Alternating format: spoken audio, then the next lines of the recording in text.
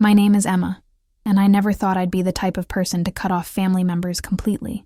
But sometimes life forces you into corners you never expected to find yourself in, and my grandfather Edward made sure I learned that lesson the hard way. It started on a humid Thursday evening in July when I was visiting my parents' house in suburban Atlanta. I'd driven over from my apartment downtown after work, planning to help my mom with some yard work before the weekend. The cicadas were already humming their evening song when I pulled into the driveway, and I could smell the jasmine blooming along the fence line. These were the small comforts I'd grown up with, the kind of peaceful moments that made me feel grounded in an increasingly chaotic world. Edward was sitting on the front porch when I arrived, rocking slowly in the old wooden chair that had been his designated spot for as long as I could remember. At 82, he still cut an imposing figure with his silver hair slicked back, and his penetrating blue eyes that seemed to catalog every detail around him. He'd been staying with my parents for the past 3 months while recovering from a minor heart procedure, though I suspected his extended visit had more to do with loneliness than medical necessity. "Emma, sweetheart," he called out as I gathered my purse and work bag from the passenger seat. "Come sit with your old grandfather for a minute before you go inside. I've got something I want to discuss with you." There was something in his tone that made me pause. Edward had always been the patriarch of our family, the one whose word was law during holiday gatherings and family decisions. Even though I was 26 years old with my own life and career as a marketing coordinator at a mid-sized firm, his requests still carried the weight of commands from my childhood. I walked up the porch steps and settled into the wicker chair beside him, setting my bags down on the painted wooden floor. The evening air was thick with humidity, and I could feel my work blouse starting to stick to my back, despite the slight breeze rustling through the oak trees.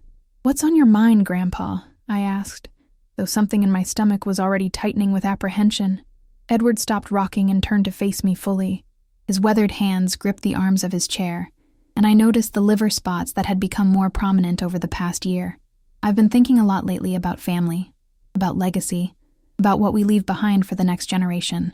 I nodded politely, expecting one of his usual philosophical lectures about the importance of family unity or the value of hard work. Edward had always been fond of these little speeches, and while they could be tiresome, they usually came from a place of genuine care. "You know your cousin Jake has been struggling since the divorce," he continued, his voice taking on a more serious tone. "Lost his job at the warehouse, behind on his rent, can barely afford groceries for himself, let alone help support his 2 kids when they visit on weekends." I did know about Jake's situation. My 28-year-old cousin had been going through a rough patch for the better part of a year. His ex-wife Sarah had left him after discovering he'd been gambling away their savings, and the subsequent legal battles had drained what little money he had left. The family had been quietly trying to help him get back on his feet, though Jake's pride made it difficult for him to accept assistance directly. "It's a tough situation," I agreed, swatting at a mosquito that had landed on my arm. "I know Mom and Dad have been trying to help where they can." Edward nodded slowly, his eyes fixed on something in the distance. "That's exactly what I wanted to talk to you about. Family helping family. It's what we do, what we've always done." The way he emphasized those words made the knot in my stomach tighten further. I'd learned to read Edward's conversational patterns over the years, and this felt like a setup for something bigger. "I've been thinking," he continued, "about your situation. You've got that nice apartment downtown. Good job, no kids to worry about. You're doing real well for yourself, Emma. Better than most young people your age." "Thank you," I said cautiously, unsure where this was heading, but increasingly certain I wasn't going to like the destination. "Now, I know you pay about $1,200 a month for that place," Edward said matter-of-factly, and I felt a chill despite the warm evening air. The fact that he knew the exact amount of my rent was unsettling, and I was thinking, well, Jake could really use a place to stay while he gets back on his feet. Just temporarily, of course. I stared at him, trying to process what he was suggesting. "Grandpa, are you saying you think Jake should move in with me?" "Not exactly," Edward replied, and something in his smile made my blood run cold. "I was thinking more along the lines of you moving back home with your parents for a while, and Jake taking over your lease. You wouldn't be losing any money, mind you. I'd make sure Jake pays the full rent every month, even if I have to cover the difference myself." The audacity of the suggestion hit me like a physical blow. I felt my mouth open and close several times before I could form words. "Grandpa, that's my home. I've lived there for 3 years. All my things, my life. My independence. Now, Emma, Edward said, holding up a hand to stop my protest. Before you get all worked up, hear me out. This would just be temporary. Maybe 6 months, maybe a year at most. Just until Jake can find steady work and save up enough for his own place. You're young, you're flexible, and family should come first. I looked toward the front door, hoping my mother might appear and somehow rescue me from this conversation, but the house remained quiet except for the distant sound of the television in the living room. My father was probably in his study, and my mother was likely in the kitchen preparing dinner, completely unaware that Edward was casually dismantling my entire adult life on the front porch. "Grandpa, I can't just give up my apartment," I said, trying to keep my voice steady. "I have a lease, responsibilities, a life I've built there. And Jake has issues he needs to work through. The gambling, the drinking, the anger problems he's had since the divorce. I love him, but I can't enable his problems by just handing him a solution." Edward's expression hardened, and I saw a flash of the steel that had made him such a formidable figure in business before his retirement. Enable? Emma, that's a harsh word to use about family. Jake made some mistakes, sure, but a man needs a foundation to build from. He can't get his life together living in that rat-infested studio apartment across town, worried about eviction every month. Then maybe he should have thought about that before he gambled away his marriage and his savings, I replied, surprised by the firmness in my own voice. The silence that followed felt heavy and dangerous. Edward's eyes narrowed, and when he spoke again, his voice carried a coldness I'd rarely heard directed at me. "I see. So you're going to sit in your comfortable apartment, living your comfortable life, while your own blood struggles on the streets. Is that the kind of person you want to be, Emma? The kind who turns her back on family when they need help most?" The manipulation was so blatant it took my breath away. This wasn't a request or even a strong suggestion. This was emotional blackmail, pure and simple, wrapped in the language of family obligation, and delivered with the authority of someone who expected complete compliance. "That's not fair, and you know it," I said, standing up from the chair. "There are other ways to help Jake that don't involve me giving up everything I've worked for. He could stay with Mom and Dad temporarily, or with Uncle Robert, or any number of relatives who have spare rooms. But my apartment isn't a spare room, Grandpa. It's my home." Edward stood as well, his full height still impressive despite his age. "Fair? Let me tell you what's not fair, Emma. What's not fair is a young woman with every advantage in life refusing to make a small sacrifice for a family member who's drowning. What's not fair is selfishness disguised as independence." I felt tears starting to burn behind my eyes, but I refused to let them fall. "It's not a small sacrifice, and you know it. You're asking me to give up my autonomy, my privacy, my sense of security, all so Jake doesn't have to face the consequences of his own choices." "Consequences," Edward repeated, shaking his head. "You sound like a stranger, Emma. Like someone who's forgotten where she came from, forgotten the people who helped her get where she is today." That accusation cut deep, because it contained just enough truth to sting. My family had helped me through college, had supported me during my job search, had been there through various crises and celebrations, but that support had never come with the expectation that I'd be required to sacrifice my own well-being for another family member's poor decisions. "I haven't forgotten anything," I said quietly, "but I also haven't forgotten that Jake stole $3,000 from Uncle Robert last Christmas to pay gambling debts, or that he showed up drunk to my cousin Sarah's birthday party and started a fight with her husband, or that he's been evicted from 3 different places in the past 2 years because he spent his rent money at the casino." Edward's face flushed red, and for a moment I thought he might actually shout at me. Instead, he leaned forward, lowering his voice to a harsh whisper. "Family doesn't abandon family, Emma. And if you think you can just walk away from this, you're mistaken. Jake is my grandson, just like you're my granddaughter, and I won't let him suffer while you live in luxury downtown." "I'm not living in luxury," I protested. "I work 50 hours a week to afford that apartment. I eat ramen noodles half the time and haven't bought new clothes in 6 months. It's not luxury, it's responsibility." "Responsibility?" Edward scoffed. "You want to talk about responsibility? Responsibility is taking care of your family when they need you. Responsibility is putting the needs of others before your own selfish desires. I realized then that this conversation had been planned, probably for weeks. Edward hadn't brought this up casually or spontaneously. He'd been thinking about it, planning his arguments, preparing his guilt tactics. The thought that he'd been sitting in my parents' house, plotting to uproot my life for Jake's benefit, made me feel physically sick. My answer is no, I said firmly. I'm not giving up my apartment for Jake or anyone else.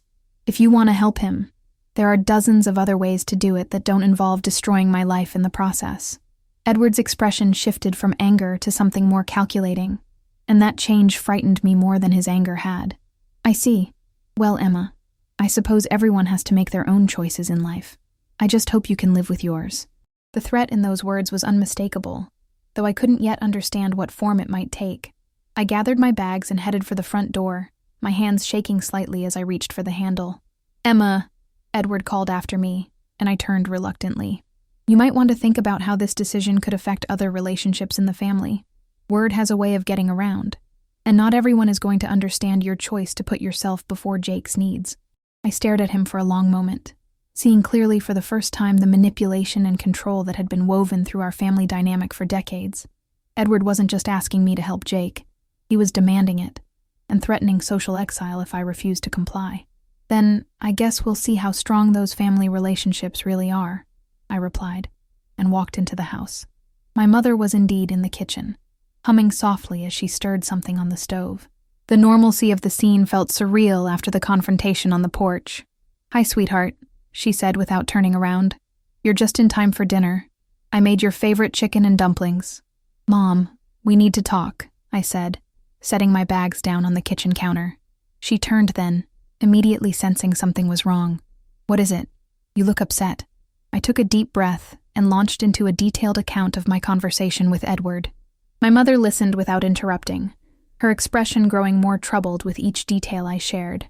Oh, Emma, she said when I finished. I had no idea he was planning to ask you that. That's completely unreasonable. Did you know about Jake's situation? About how bad things have gotten? I knew he was struggling, but not the full extent of it. Your father and I gave him $500 last month to help with groceries, but we thought he was managing the rent situation on his own. He's not managing anything, Mom. And now Grandpa wants me to solve Jake's problems by giving up everything I've worked for. My mother sank into one of the kitchen chairs, suddenly looking much older than her 53 years. Emma, I need you to know that your father and I would never ask you to do something like that. Your home is your home, and no one has the right to take that away from you. Relief flooded through me at her words. I'd been afraid that the entire family might side with Edward, leaving me isolated and branded as selfish. But, my mother continued hesitantly, you know how your grandfather can be when he doesn't get his way. He's been the head of this family for so long. He's not used to anyone saying no to him.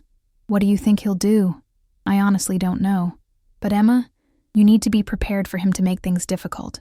He has a lot of influence with your aunts and uncles, your cousins. He could make you look like the villain in this situation. As if summoned by our conversation, my father appeared in the kitchen doorway. What's going on? Edward came storming through here a minute ago, muttering about ungrateful children and family obligations. My mother filled him in on the situation while I sat at the kitchen table, trying to process the implications of what was happening. My father listened with increasing incredulity, his usually calm demeanor giving way to visible anger. He wants Emma to what? My father exploded when my mother finished the explanation. Give up her apartment so Jake can move in? That's insane. Jake is 30 years old, for crying out loud. He needs to figure out his own life, not have it handed to him at Emma's expense. That's what I told him, I said, feeling grateful for my parents' support, but also apprehensive about the family conflict this was sure to create. Where is he now? My father asked. He went upstairs to his room, my mother replied. Slammed the door hard enough to rattle the pictures on the wall. My father shook his head. Well, he can slam doors all he wants. This is our house, and Emma is our daughter, and no one is going to bully her into giving up her home for Jake's benefit. Jake made his choices, and now he needs to live with the consequences. I stayed for dinner, but the meal was tense and awkward. Edward didn't come downstairs, and his empty chair at the head of the table seemed to loom over our conversation. My parents tried to maintain normalcy, asking about my work and making plans for the weekend. but I could see the stress in their faces. When I left that evening, I kissed my parents goodbye and promised to call them in the morning. As I walked to my car, I glanced up at Edward's bedroom window and saw him standing there, watching me. Even in the dim light, I could feel the intensity of his stare, and I knew this battle was far from over. The drive back to my apartment usually relaxed me, but that night every mile felt heavy with dread.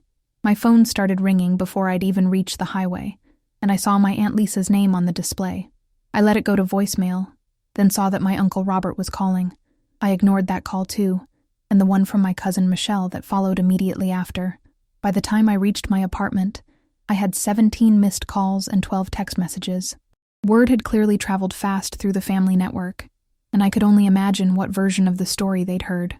I poured myself a glass of wine and sat on my couch, looking around the space I'd worked so hard to create. My apartment wasn't luxurious by any stretch of the imagination, but it was mine. The furniture I'd saved up to buy, the plants I'd carefully nurtured, the books arranged on shelves I'd assembled myself.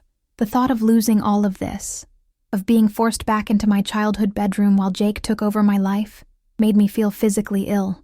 I finally listened to my voicemails, and the pattern was depressingly predictable. Aunt Lisa's message was syrupy sweet, but loaded with guilt. "Emma, honey, I heard about the situation with Jake. I know it's a big ask, but family is everything, and sometimes we have to make sacrifices for the people we love." Uncle Robert was more direct. "Emma, your grandfather is beside himself. You know Jake is like a son to me, and I really think you should reconsider this decision." My cousin Michelle was perhaps the most hurtful. "I can't believe you're being so selfish about this.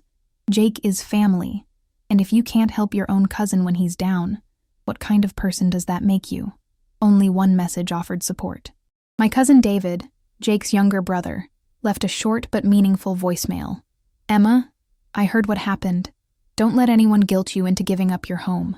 Jake needs to figure his own stuff out, and that's not your responsibility. Stay strong."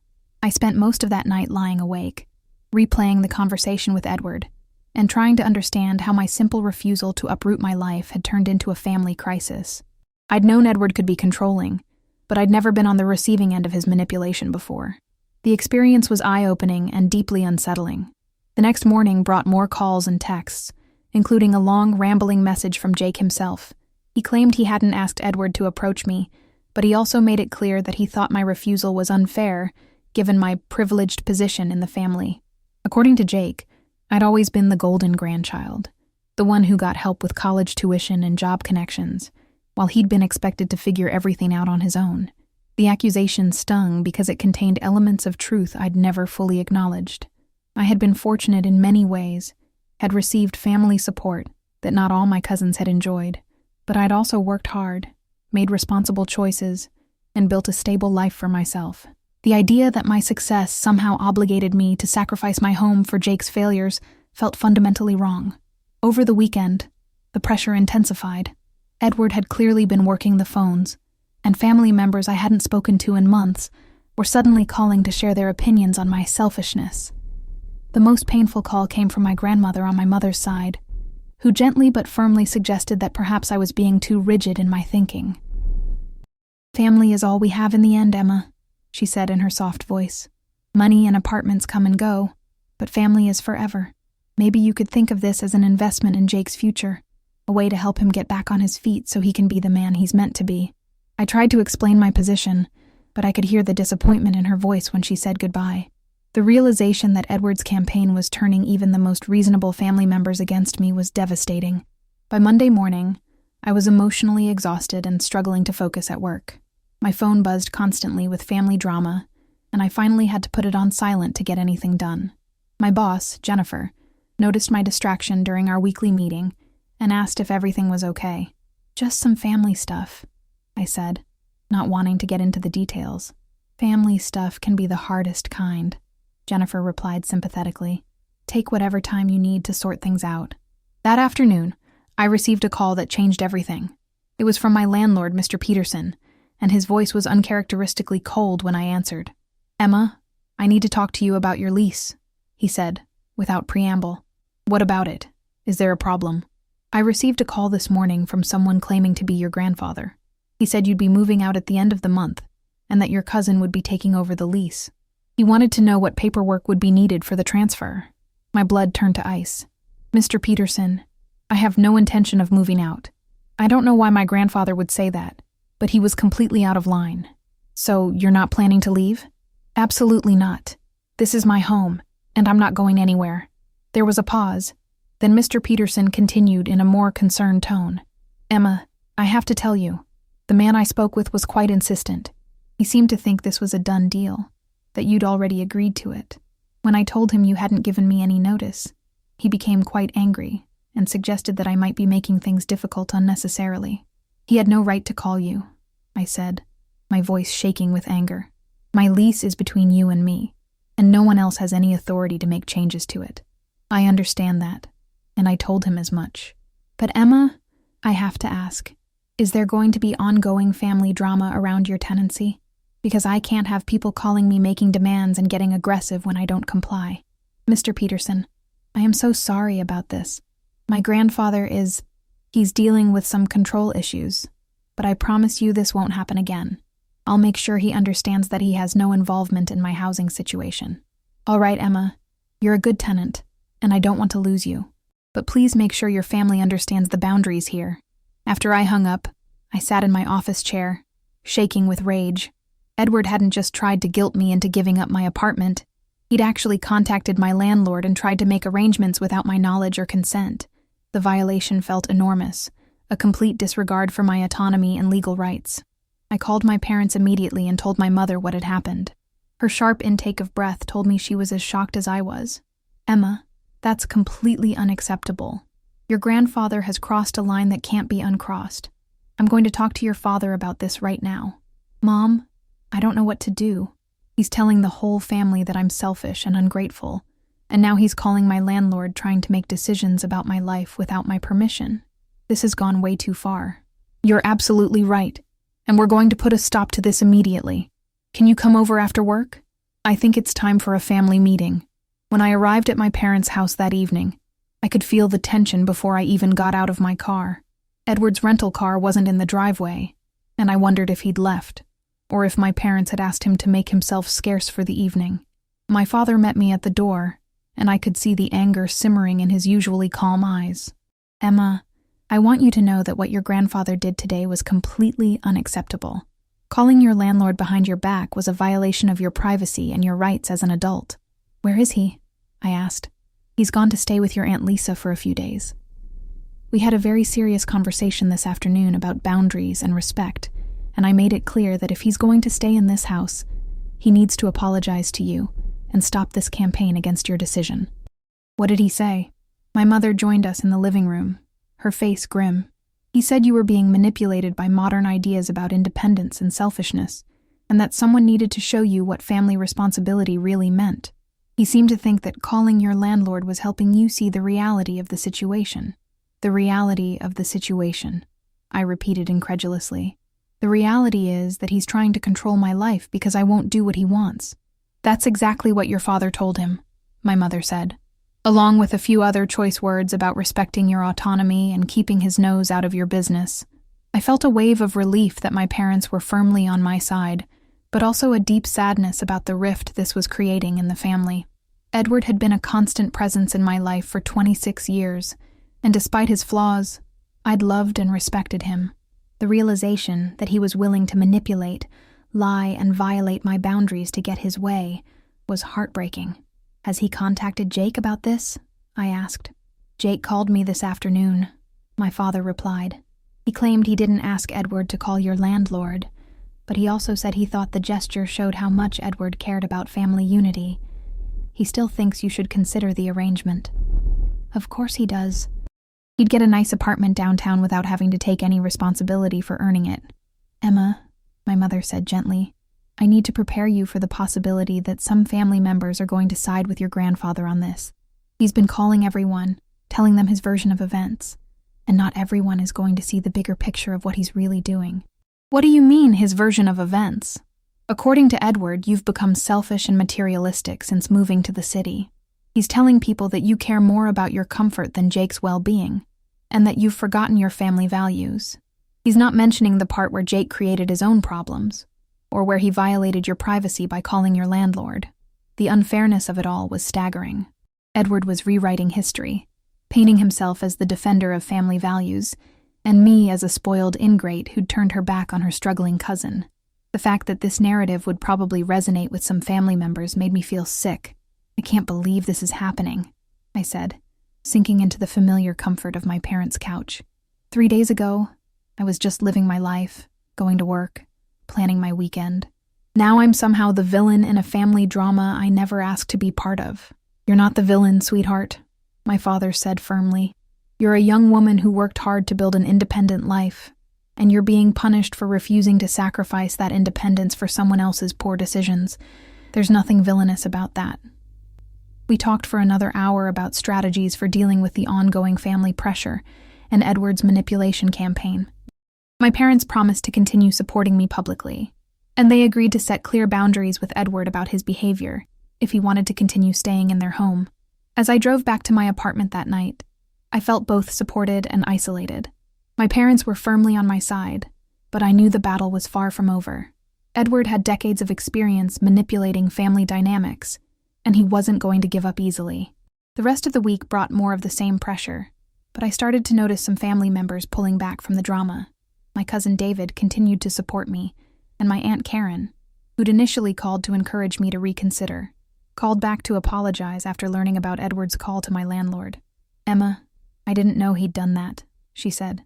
That's completely inappropriate, and it makes me see this whole situation differently.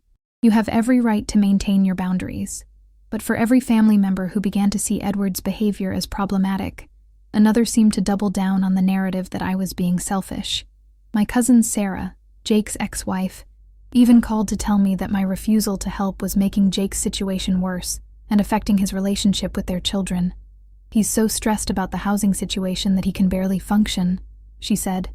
If you helped him get stable, maybe he could start being a better father. Sarah, Jake's problems existed long before this housing issue came up. He needs professional help, not a free apartment. Maybe, but right now he needs family support, and you're turning your back on him. The guilt campaign was relentless and exhausting. Every day brought new voices telling me I was wrong, selfish, ungrateful, or misguided. I started avoiding my phone, letting calls go to voicemail and responding to texts hours later, if at all. 2 weeks after the initial confrontation, Edward made his next move. I came home from work on a Friday evening to find him sitting in the hallway outside my apartment door. He looked older and more frail than I'd ever seen him, and for a moment my heart softened with concern. Grandpa, what are you doing here? How did you get into the building? A nice young man held the door for me, he said, struggling to his feet. Emma, I've been sitting here for 2 hours waiting for you. We need to talk. About what? I thought I made my position clear. You did, and I've been doing a lot of thinking about it. Maybe I was too harsh in my approach. Maybe there's a compromise we can work out. I unlocked my apartment door, and Edward followed me inside without being invited. The violation of my space felt enormous, but I was curious about what he considered a compromise. What kind of compromise? I asked, not offering him a seat. What if Jake only stayed here for 3 months instead of 6? And what if I guaranteed not just the rent, but an extra $200 a month for your trouble? You could stay with your parents, save that money, and when Jake moves out, you'd be in a better financial position than when you started. I stared at him in disbelief. Grandpa, you're still asking me to give up my home. The length of time doesn't matter. This is where I live, where I work, where I've built my life. I'm not a college student who can just move back in with my parents whenever it's convenient for the family. Emma, be reasonable. It's just temporary, and you'd be helping Jake get back on his feet. Isn't family worth a small sacrifice? It's not a small sacrifice, I exploded, all the frustration of the past 2 weeks pouring out. You're asking me to give up my independence, my privacy, my sense of security. Also, Jake doesn't have to face the consequences of gambling away his life. And when I say no, you manipulate the family against me and call my landlord behind my back. How is any of that reasonable? Edward's expression hardened again, and I saw the flash of anger I'd learned to recognize. I called your landlord because I thought you'd come to your senses and realize that helping family is more important than your precious apartment. I was trying to make the transition easier for everyone involved. You had no right to make that call, and you know it. You violated my privacy and tried to make decisions about my life without my consent. That's not helping family. That's controlling family. Control, Edward repeated, shaking his head. Emma, everything I've done has been out of love and concern for this family. You and Jake are both my grandchildren, and I want what's best for both of you. Sometimes that means making hard decisions and asking for sacrifices. What's best for me is maintaining the home and independence I've worked hard to create. What's best for Jake is taking responsibility for his own life and getting the help he needs for his problems. Those aren't hard decisions, Grandpa. They're obvious ones. Edward stood up slowly, his face pale with anger. I see that your mind is made up, Emma. I just hope you can live with yourself knowing that you chose your own comfort over your cousin's well-being. I can live with myself just fine, I replied. The question is whether you can live with yourself, knowing that you tried to manipulate and control your own granddaughter when she wouldn't sacrifice her life for your vision of family obligation. Edward walked to the door, then turned back one final time. This conversation isn't over, Emma. Family is forever, and sometimes it takes time for people to understand their obligations. After he left, I double-locked my door and called my parents to let them know about his visit. My mother was furious that he'd ambushed me at my apartment, and my father promised to have another serious conversation with him about boundaries and respect. But I could see that Edward wasn't going to give up easily. His parting words felt like a promise of continued pressure, continued manipulation, continued attempts to wear down my resistance until I finally capitulated. I spent that weekend thinking seriously about the nuclear option, cutting Edward off completely. The thought of severing my relationship with my grandfather was painful, but I was beginning to understand that his love came with conditions and demands that I couldn't accept. On Sunday evening, I made my decision. I called my parents and told them I was going no contact with Edward until he apologized for his behavior and agreed to respect my boundaries. I love him, I told my mother, but I won't be manipulated and controlled. If he can't accept my decision about my own life, then he can't be part of that life. My mother was quiet for a long moment. Emma, I understand why you're making this choice, and your father and I support you completely. But I want you to be prepared for the possibility that Edward might never apologize. He's not used to being challenged, and he might see your boundary as a declaration of war. Then maybe it is, I replied. Maybe it's time someone in this family declared war on manipulation and control. The fallout from my decision was swift and predictable. Within days, the family was divided into camps, with some members supporting my right to set boundaries, and others viewing my no-contact decision as confirmation of my selfishness and ingratitude. Jake himself called to berate me for destroying the family over what he called a simple request for help. The irony that his own behavior had created the situation he now expected me to solve seemed completely lost on him. You're tearing this family apart, Emma, he said during our final phone conversation. Grandpa is heartbroken. Everyone is taking sides. And all because you won't share your apartment for a few months. Is your precious independence really worth all this pain? Jake, I'm not the one who tore this family apart. I simply refuse to give up my home to solve problems you created. If the family can't handle someone setting reasonable boundaries, then maybe it was already broken. Reasonable boundaries, Jake scoffed. You sound like one of those self-help books. This is family, Emma. We're supposed to help each other, not hide behind boundaries and independence. We are supposed to help each other, I agreed. But help doesn't mean sacrificing everything for someone who refuses to take responsibility for their own life. It doesn't mean manipulation and control and violations of privacy. And it doesn't mean family members get to make demands about each other's homes and lives. Fine, Jake said coldly, but don't expect me to forget this when you need help someday. I wouldn't dream of it, I replied, and hung up. In the months that followed, I learned to live with a smaller but healthier family circle. My parents remained supportive, as did my cousin David and a few aunts and uncles who prioritized respect over family politics. The rest of the extended family gradually stopped reaching out, whether because they supported Edward's position or simply wanted to avoid the drama. Edward never apologized.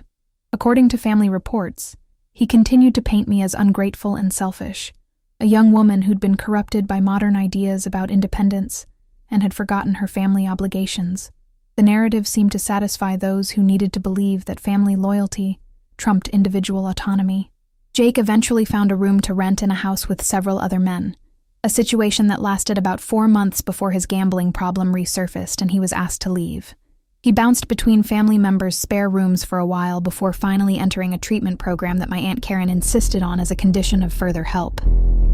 I heard updates through my parents, but I maintained my distance from the drama. My life became quieter, but more peaceful, without the constant pressure to sacrifice my well-being for others' poor choices.